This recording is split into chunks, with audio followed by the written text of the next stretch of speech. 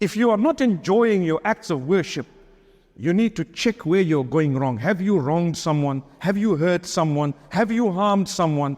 Are you engaged in some sin that is hidden? If you are engaging in sin, what is taken away from you is ladhat al-ibadah.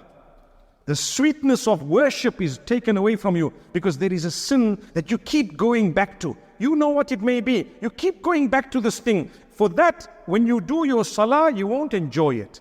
You see, sometimes you watch the masjid. Some of the people, they're always in the masjid, always doing Quran, always reading. Even some of our sisters and ladies and mums and grandmoms, when they're sitting at home, for example, they will recite with the Quran for hours on end. They're enjoying it, they're reading, they're looking, and you're wondering, I see my mother's reading. I came back, I see she's still reading. I came back, she's in salah. As I went out, she's still in salah. Doesn't it happen? They are enjoying the sweetness of worship.